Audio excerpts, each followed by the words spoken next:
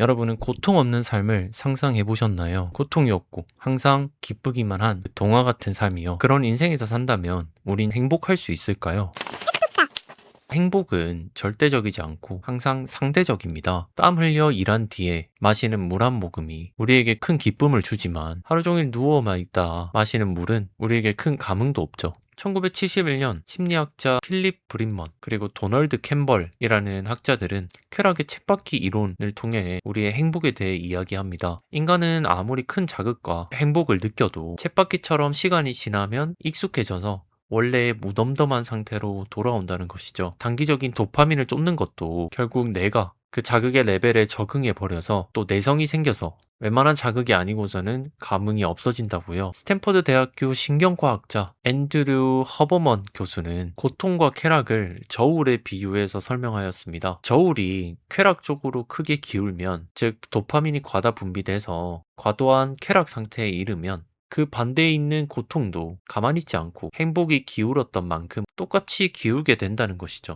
다시 말해 쾌락의 양 마이너스 고통의 양은 결국 0으로 수렴한다는 거죠. 또 이렇게 수평을 유지한다는 관점에서 돈이 많든 적든 어느 지역에 태어난 사람이든 나이가 많든 적든 상관없이 누구나 쾌락과 고통에서 공평하다 라는 게 골자입니다. 그러나 우리는 하루하루를 어떻게 보내고 있을까요? 저 또한 그렇지만 대부분의 사람들은 이 사실을 의식하지도 못한 채 매 순간 쾌락과 자극을 쫓는 삶을 살고 있습니다. 하지만 허버먼 교수는 자극, 쾌락 보다는 오히려 고통을 쫓는 삶을 살라라고 역설하고 있습니다. 아침 일찍 일어나기, 찬물로 샤워하기, 강도 높은 운동하기 같은 고통들을 하루 중 먼저 경험을 하게 되면 하루의 대부분을 쾌락의 상태로 보낼 수 있다고 주장하죠. 쉽게 말해 쾌락만 추구하다 예상치 못한 고통에 얻어맞느니 일단 고통을 추구하고 예상치 못한 쾌락에 얻어맞는 게 낫다는 거죠. 예상치 못한 고통이 예상된 고통보다 더 고통스럽듯이 예상치 못한 쾌락이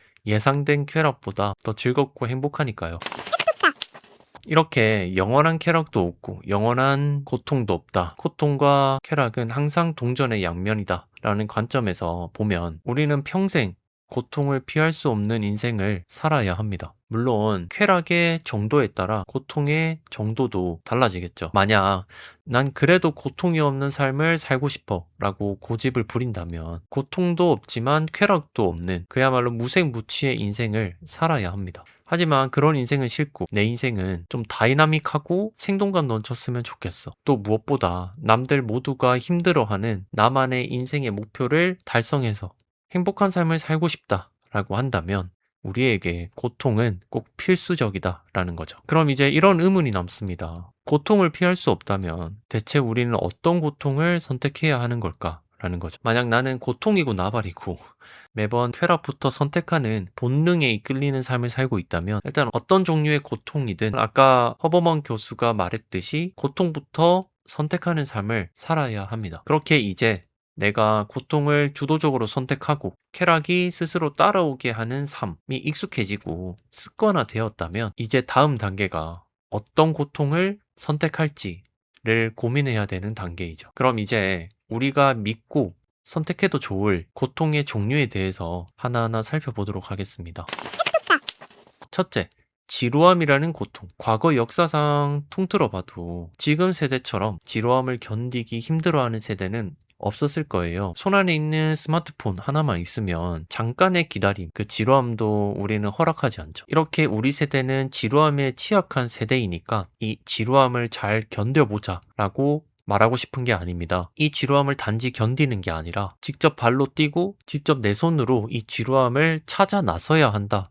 라고 말하고 싶은 거죠. 우리의 성장, 역량을 높이는 데는 여러 가지 요인들이 있지만 그중 사람들이 가장 피하고 싶은 것이 뭘까요? 바로 지루함입니다. 흔히들 우리는 눈에 띄는 변화가 생기는 순간 그리고 깨달음을 얻는 순간만이 성장이다 라고 생각을 하지만 그 생각은 큰 오산입니다. 성장은 눈에 띄는 변화도 성장이지만 눈에 보이지 않는 변화도 정체된 순간들도 성장입니다. 또 정체된 순간들이 있어야만 눈에 띄는 변화, 들도 찾아오는 것이죠. 정책이 없이 눈에 띄는 변화만 있는 성장 그래프는 존재하지 않습니다. 물론 아주 특수한 천재의 경우는 다르겠지만요. 이렇게 대부분의 성장은 대각선이 아니라 계단식으로 이루어지는데 성장 중에 정체된 구간, 슬럼프라고 불리는 구간이 반드시 찾아옵니다. 또 우리는 이 구간, 아무리 노력해도 변화가 보이지 않는 답답하고 지루한 이 구간을 견뎌야 하죠. 그런데 관점을 좀 바꿔서 이 지루한 구간을 찾아 나서자라는 것입니다. 지루함 없는 성장은 없다. 지루함이 생기면 성장도 반드시 따라온다. 라는 믿음, 확신이 있다면 이제는 지루함을 억지로 견디는 게 아니라 내 발전을 만드는 행복 열쇠라고 생각하고 적극적으로 찾아 나서는 게 맞는 선택 아닐까요? 그렇게 그 지루함의 구간을 찾아 나선다면 또 받아들인다면 오히려 그 지루함을 수동적으로 견딜 때보다 내 삶의 주도권을 더 가질 수 있고 길게만 느껴졌던 그 구간이 더 짧게 금방 지나가는 것처럼 느끼지 않을까요? 이렇게 성장한다는 건 사실 너무나 간단한 원칙 안에서 이루어지는 건데 모두가 한 분야의 정점에 이르지 못하는 이유는 대부분 사람들이 이 지루함을 견디지 못해서라고 생각합니다. 이 지루함만 견딜 수 있다면 또 그 상태로 시간이 흐르기만 한다면 저는 누구나 자신의 분야에서 최정상의 실력을 갖출 수 있다고 확신합니다. 물론 그 실력을 갖춘다고 무조건 사람들에게 알려지고 큰 돈을 벌 수 있는 건 아니지만요. 우리가 이렇게 성장하지 못하는 이유는 사실 제가 말하지 않아도 누구나 다 마음속으로 알고 있을 겁니다. 내가 부족한 부분을 스스로 피드백하는 과정, 또 부족한 부분만을 집중적으로 고치는 과정, 그 지루한 과정들을 의식적으로 혹은 무의식적으로 피하니까 성장이 더디고 지체되는 거 아닐까요? 공부를 예를 들면 정해진 공부 시간에 열심히 문제만 많이 푼다고 내 실력이 느는 것이 아닙니다. 내가 못하는 부분, 내가 틀리는 문제를 분석해서 내가 부족한 부분을 고치고 수정해야 한 단계 성장하는 것이죠.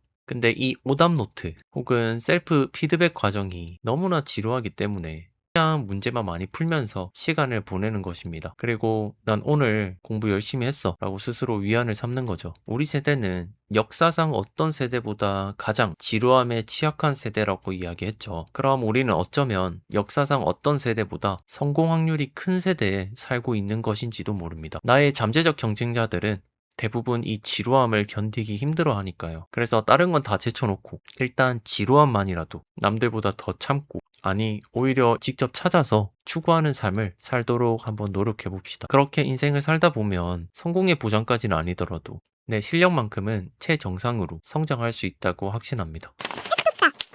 둘째는 에너지 소비라는 고통입니다. 우리 뇌는 에너지 쓰는 걸 지독히 싫어합니다. 지금 당장 억지로 해야 하는 업무가 있지 않다면 남몰래 딴짓을 하며 시간을 보내는 월급 루팡이 되려고 하는 것도 다 이 뇌의 본능 때문입니다. 힘들게 일하면서 평일을 보냈다면 그냥 주말에는 또 일을 벌리기 싫고 아무것도 하지 않고 쉬고 싶은 마음이 들죠. 신경을 쓰고 행동하고 뭔가 생각하는 모든 것이 사실 내 입장에서는 모두 에너지 소비인 것입니다. 과거 선조 시대 때부터 이 에너지 소비는 생존과 직결된 문제였습니다. 그래서 DNA로 물려받은 우리의 뇌도 특히 에너지 소비가 많은 집중력, 몰입, 훈련 등을 싫어하는 것이죠. 반면 에너지 소비가 적은 나태하게 빈둥빈둥 되는 거 제일로 좋아하죠. 빈둥빈둥 거리면서 단짠단짠의 음식을 먹으면 내 입장에서는 금상첨화죠. 하지만 현대시대에 이렇게 뇌의 본능대로만 산다면 누구나 알듯이 우리는 도태할 것입니다. 그래서 우리는